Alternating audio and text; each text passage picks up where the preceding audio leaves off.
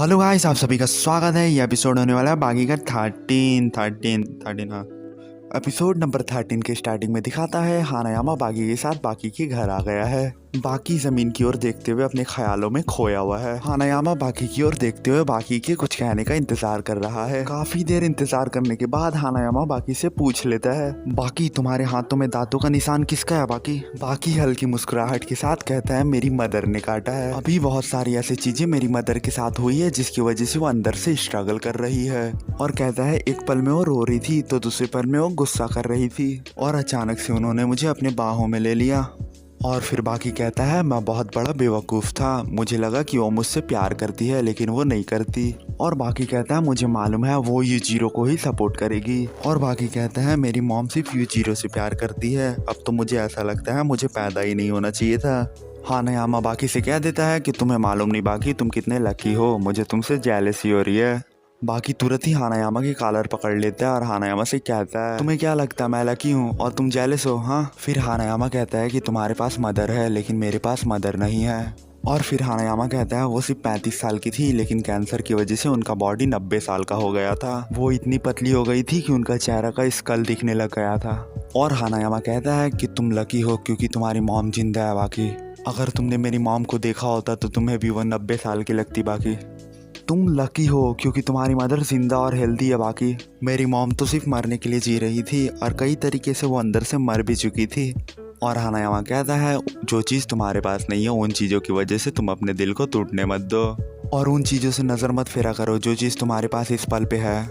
बाकी हानायामा की बात सुन के चैन से बैठ जाता है और बाकी को समझ आने लगता है कि आखिर हानायामा मुझसे कहना क्या चाहता है।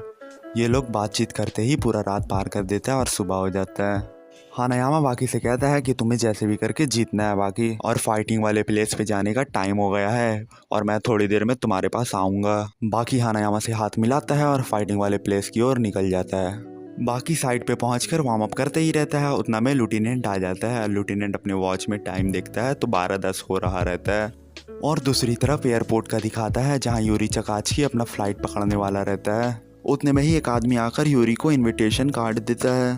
यूरी उस कार्ड को खोल के देखता है जिसमें लिखा रहता है, बाकी वर्सेस यूजीरो फाइट आज रात 12 बजे होने वाला है और आपको भी बुलाया गया है। यूरी तुरंत ही खड़े होकर नीना से कहता है, अचानक से कुछ बहुत जरूरी काम आ गया है नीना, जिसकी वजह से हमें अपना फ्लाइट कैंसिल करना पड़ेगा। बाकी इधर दबा के वार्म अप कर रहा है। एक इनविटेशन जंगल में बाकी के अंकल एंडो के पास भी पहुंचता है। एंडो लेटर खोल के देखता है और कहता है, मुझे यकीन नहीं हो रहा लेकिन आखिरकार ये होने जा रहा है। बाकी इधर दबा के वार्म अप किया हुआ है। और फिर 5 मोटेंट मर्सनरी सोल्जरों का दिखाता है जिनके साथ बाकी ने होकाइडो के बैटल ग्राउंड में फाइट किया था। वो लोगों को भी एक इन्विटेशन कार्ड मिला रहता है और वो लोग अपने जीप में आता रहता है। बाकी अभी भी अपने बॉडी का इंजन गर्म किए जा रहा है, वार्म अप किए जा रहा है। और फिर यूजीरो का दिखाता है जो अपने पलंग में चैन से बैठ के कुछ सोचता रहता है। बाकी अभी भी दबा के वार्म अप किए जा रहा है। और फिर बाकी की मदर का दिखाता है जो सोफे में लेटे रहती है। उतने में सेक्रेटरी आता है नोटिस लेके बाकी की मदर के पास और कहता है, आज रात के फाइट का इनविटेशन कार्ड सभी लोगों को डिस्ट्रीब्यूट कर दिया गया है।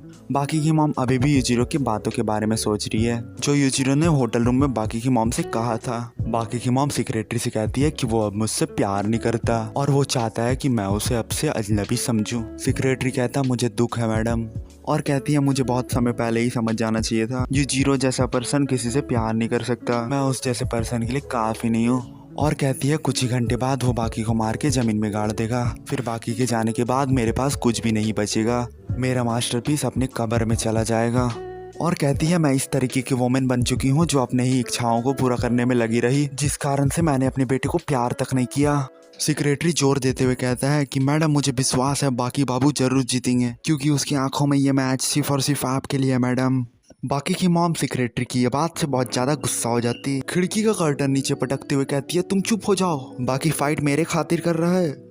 और सेक्रेटरी से कहती, फालतू बातें कहना तुम बंद करो। और बाकी की मदर कहती है, बाकी का हिम्मत होटल में कुछ ज्यादा ही बढ़ गया था क्योंकि बाकी ने अपने मॉम को पकड़ के होटल में कह दिया था कि थोड़ा सा प्यार तुम मुझसे भी कर लो मॉम। बाकी की मॉम को अपने मतलबी नेचर के सामने बाकी का बचपन याद आ जाता है थोड़ी देर के लिए। और फिर तुरंत ही अपने कैरेक्टर में वापस आकर कहती है, बचपन से मैंने बाकी पे बहुत एहसान किया है, अब मैच जीत के उसकी पारी है मेरे एहसान को लौटाने की। और कहती है कि मैं यूजिरो को खो नहीं सकती, उसे अपने पास रखने के लिए मैं किसी भी चीज का इस्तेमाल करूंगी, चाहे वो चीज मेरा बच्चा ही क्यों ना हो। मेरा ऐसा करना ये दर्शाता है कि मैं यूजिरो के लिए सच्चा प्यार करती हूँ। और कहती है माँ बेटा का बंधन किसे परवाह है उसका। और कहती है यूजिरो दुनिया का सबसे स्ट्रॉन्गेस्ट मैन है और मेरा सबसे पहला प्रायोरिटी है यूजिरो से प्यार पाना। किरीगावा मन में सोचता है ये किस तरीके की मदर है और आज रात होने क्या वाला है। लुटिनेंट बाकी से चिल्लाकर कहता है, इतना वार्म अप काफी होता है बाकी, इससे ज्यादा अगर तुम करोगे तो तुम मैच से पहले ही खत्म हो जाओगे। बाकी कहता है तुम नहीं समझ रहे हो, मुझे अभी अपने बॉडी को वार्म अप करना शुरू करना पड़ेगा। लुटिनेंट कहता है हाँ तुमने सही कहा, मैं नहीं समझ रहा हूँ, मैं तुम्हें वही करते हुए 3 घंटे से देख रहा हूँ। और लुटिनेंट पूछता है क्या तुम्हारा इरादा आधे रात तक वार्म अप करने का है क्या। बाकी कहता है हाँ 12 घंटे के अंदर मुझे एक्सरसाइज करके खुद को अपने हाई गियर में डालना पड़ेगा। और कहता है मुझे लगता है यूजिरो का लो गियर भी मेरे हाई गियर से ज़्यादा पावरफुल होगा। लुटिनेंट कहता है फिर भी मुझे तुम्हारा वार्म अप बहुत ज़्यादा लग रहा है बाकी। उतने में ही कितेजावा आता है, फर्स्ट एपिसोड वाला लड़का, एरिया के सारे पावरफुल लड़कों को उठाकर बाकी से कहता है ले आए बाकी हम सबको। बाकी कितेजावा से कहता है बहुत जल्दी लेके आ गया भाई। बाकी उन सभी का चेहरा देखने लगता है, चेहरे से वो सभी क्रिमिनल खतरनाक विलन टाइप दिखता। बाकी मुस्कुराते हुए कहता है देखने से ये लोग तो काम के लग रहे कितेजावा। कितेजावा कहता है हाँ ये लोग बहुत स्ट्रांग हैं और मैंने इन लोगों से कहा है अगर ये तुम्हारी धुलाई करेंगे तभी मुझे इन्हें $100 देना पड़ेगा। इस तरीके से मुझे नहीं लगता इन्हें पैसा मुझे देना पड़ेगा।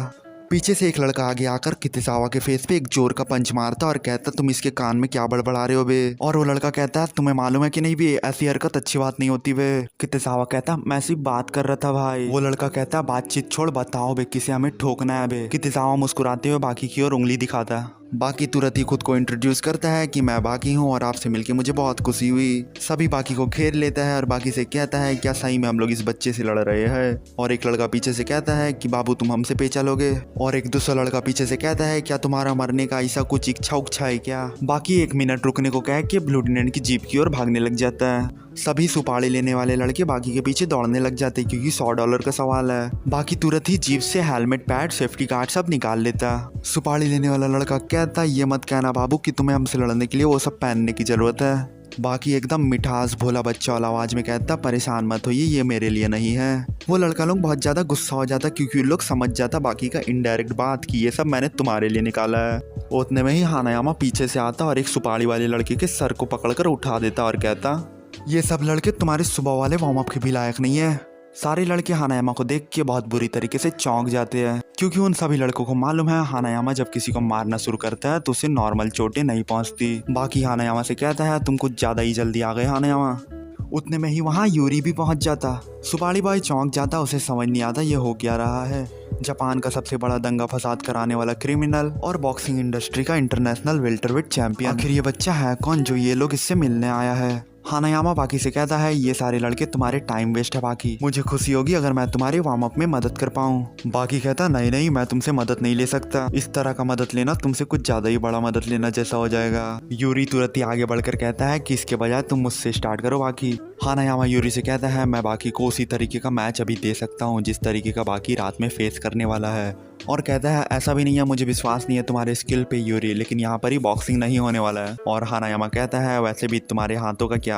इतना बोलकर रुक जाता है, यानी कि ये कहना चाह रहा है हानायामा कि अभी तुम्हारा हाथ सही नहीं है, क्योंकि हानायामा ने कुछ हफ्ते पहले यूरी का हाथ को बढ़िया से फोड़ दिया था। यूरी हानायामा से कहता है मेरे हाथ के बारे में तुम मुझे मत बताओ, ये तुम्हारा चिंता का विषय नहीं है, और बॉक्सर बनने से पहले ही मैंने बहुत सारे खतरनाक फाइट्स को झेला है। और यूरी कहता है कि तुम्हारी वजह से मैं इतना दिन से फाइट नहीं कर पाया, बेड में था, मैं बाकी से पहले फाइट करना चाहता हूँ, कम से कम तुम मेरे लिए इतना तो कर ही सकते हो हानायामा। हानायामा सीरियस होकर यूरी का चेहरा देखते रहता है और फिर अचानक से मुस्कुराने लगता है और कहता है अच्छा ठीक है मैं समझ गया, तुम्हें ही पहले लड़ना चाहिए। साइड से सारे सुपारी वाले लड़के लोग अपना रास्ता नाप लेते हैं। बाकी मुस्कुराते हुए कहता है अच्छा ठीक है मैं तुम्हारा ऑफर को एक्सेप्ट करता हूँ।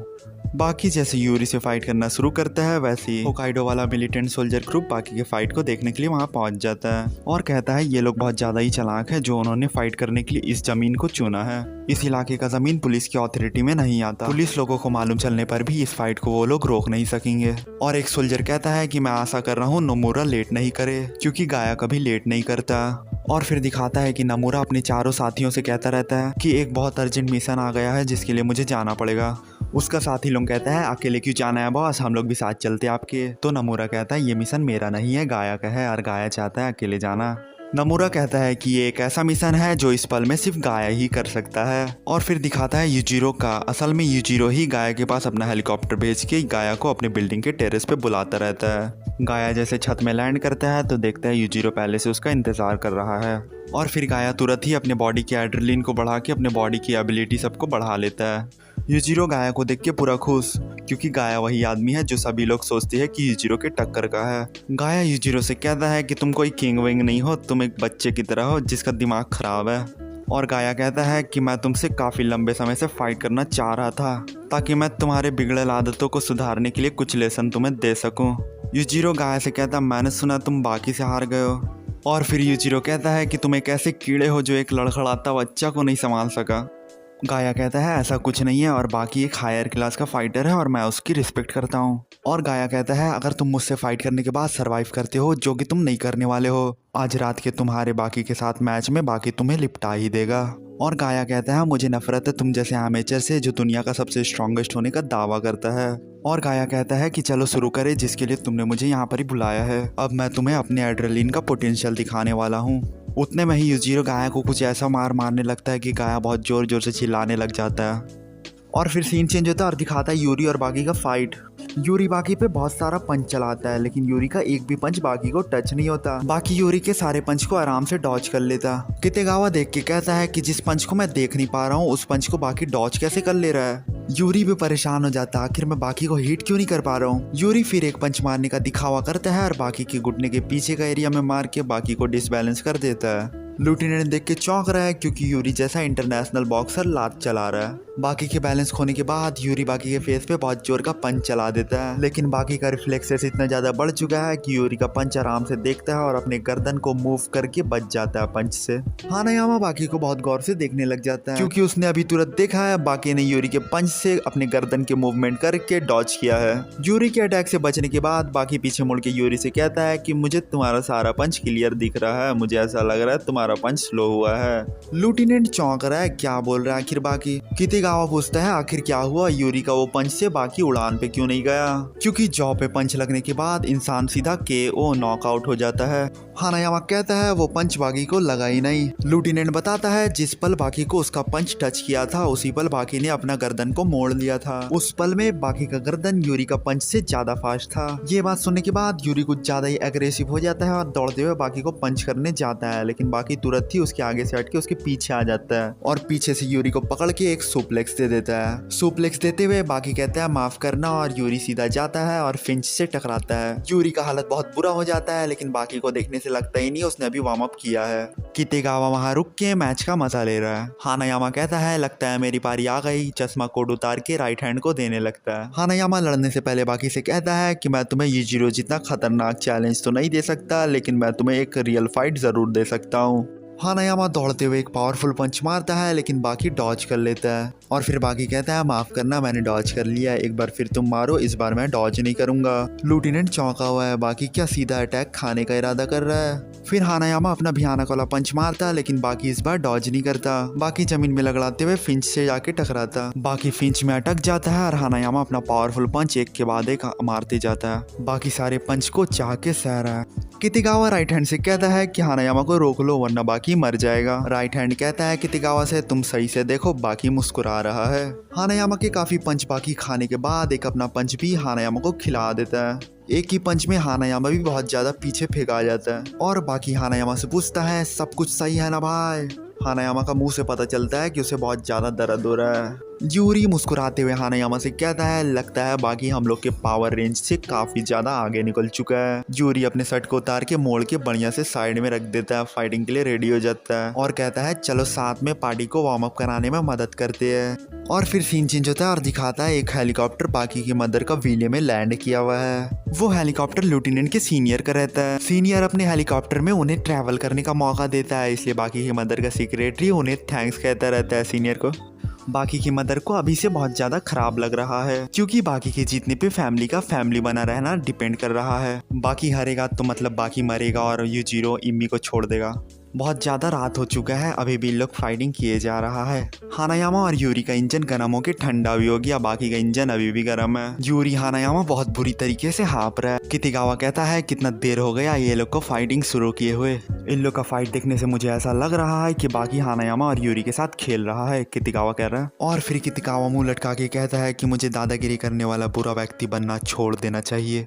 और मिलिटेंट सोल्जर भी काफी देर से खड़ा होकर बाकी की फाइट को देख रहा है। यूरी और हानायामा की सिस्टम शट डाउन होने की स्थिति देख के एक सोल्जर कहता है हमें भी शायद उनकी मदद करना चाहिए। दूसरा सोल्जर कहता है कि अगर गाया भी यहाँ पर ही होता तो वो भी फीका पड़ने लगता। तीसरा सोल्जर कहता है कि आज का दिन मैं अपने शर्ट को गंदा नहीं करवाना चाहता। लेफ्टिनेंट घड़ी का टाइम देखता है और बताता है बाकी से बाकी 12 बजने को 10 मिनट बाकी है, और कहता है तुमने अपने 12 घंटे का वार्म अप पूरा कर लिया, अब तो तुम अपने हाई गियर में पहुंच चुके होगे ना।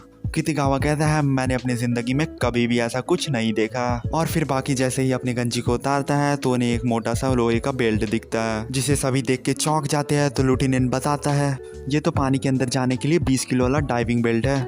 हानायामा और यूरी दोनों ही शॉक्ड में हैं, क्योंकि बाकी ने उन दोनों से बढ़िया फाइट किया, वो भी 20 किलो पहन के। उतने में ही बाकी को पीछे से एंडो का आवाज आता है बाकी करके। बाकी देखता है एंडो के साथ सोर्डमैन भी आता रहता है। बाकी दौड़ते वो लोग के पास जाता है और पूछता है तुम लोग दोनों यहाँ पर कैसे आ गए हो। एंडो कहता है जैसे ही मुझे लेटर मिला था वैसे ही मैं अपने घर से निकल गया था।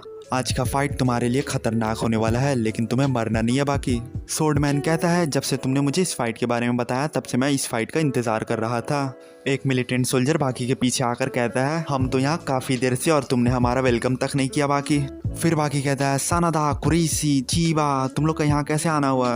फिर लेफ्टिनेंट बताता है कि तुम्हारी मदर का सेक्रेटरी ने सभी को इनविटेशन कार्ड देके बुलाया है यहाँ पर ही। बाकी मुंडी झुकाकर कहता है थैंक यू गाइस आने के लिए। चीबा सोल्जर मुस्कुराते हुए कहता है अपने बाप को बढ़िया से पीटना। बाकी फिर बाकी पूछता है नोमोरा किधर है, दिखाई नहीं दे रहा। फिर एक सोल्जर रिप्लाई देता है कि उसे कुछ काम करना था लेकिन वह भी आ ही जाएगा। उतने में ही बाकी की मॉम यूजीरो सेक्रेटरी सभी हेलीकॉप्टर से आ ही जाते हैं। ये लोग देख के चौंक जाते हैं कि हेलीकॉप्टर का गेट खुलता है और गाया निकलकर एक गुलाम के पोस्चर में नीचे बैठ जाता है। गाया के सारे साथी समझ जाते हैं कि गाया का इम्पोर्टेंट काम यूजीरो को चैलेंज करना था। गाया का ऐसा कंडीशन देख के बाकी को भी बुरा लगने लगता है और फिर यूजीरो अपने स्टाइल में हेलीकॉप्टर से उतर के खड़ा हो जाता है। उसके चेहरे देखने से ऐसा लगता है कि कोई बदमाश बच्चा कुछ कांड करने के बाद मुस्कुरा रहा हो। बाकी और सारे लोग चौंक जाते हैं ये देख के। सारे सोल्जर यूजीरो को पहली बार देखते और चौंक जाते तो ये है यूजीरो हानमा। यूरी इनडायरेक्टली कहता है कि अब बाकी का रियल इम्तिहान शुरू होगा। लेफ्टिनेंट अपने मन में सोचता है कि एक बच्चा जो अपने बाप के पागलपन का सामना कर रहा है और उसकी मदर जो उसके बाप का साथ दे रही है। यूजीरो चिल्लाकर कहता है क्या बाकी शुरू नहीं करना है क्या, टाइम हो चुका है। बाकी दौड़ने लग जाता है यूजीरो पर हमला करने के लिए, लेकिन उतने में ही एक भूकंप आ जाता और बाकी डिसबैलेंस हो जाता। यूजीरो अपने मुक्के को टाइट करता और जमीन में कितना जोर का पंच मारता। यूजीरो के पंच का सॉक्ड एनर्जी भूकंप के सॉक्ड को ठेल देता वापस और भूकंप रुक जाता एक ही पंच में। उन लोग नोटिस करता कि यूजीरो के जमीन में पंच मारने के बाद अर्थक्वेक रुक जाता और अब यूजीरो मुस्कुराते हुए कहता अब हम लोग को फाइट शुरू करने में कोई दिक्कत नहीं होगी। इन लोग सभी का सभी चौंका हुआ है कि कैसे कोई इंसान अपने खाली पंजे से अर्थक्वेक को रोक सकता है। लेफ्टिनेंट अपने मन में सोचता है तो इस तरीके का पावर से यूजीरो ने गाया को बड़े आराम से डिफीट कर दिया और मन में कहता है कि यूजीरो के पावर के सामने क्या मदर नेचर का एंगर भी पावरलेस है। अब बाकी अटैक कर देता है। बाकी यूजीरो के फेस पे बहुत जोर का पंच मारता है। यूजीरो जरा सा मुंडी तक नहीं हिलाता। फिर बाकी यूजीरो की ठुड्डी पे अपने घुटने से लाते लात मारता है। खूब सारा लात वहीं पर ही ठुड्डी पे मारता है। फिर यूजीरो के गले पकड़ के उसे चौक में डाल देता है। बाकी का ये चौक स्टाइल देख के कितिगावा बहुत खुश हो जाता है और कहता है कि अब यूजीरो का काम तमाम हो जाएगा, बाकी जीत जाएगा। सेक्रेटरी को भी ऐसा लगने लगता है कि बाकी जीत रहा है मैडम, कहने लगता है सेक्रेटरी बाकी की मम्मी से। बाकी की मदर बड़े गौर से देखते रहती है और देखते हुए कहती है कि देखने से ऐसा लग रहा है किसी फादर ने अपने बेटे को घुमाने के लिए अपने पेट पे लिया हो। चीनी वो रहा स्टाइल है ना। ख़त्म होता है भाई फिर एपिसोड।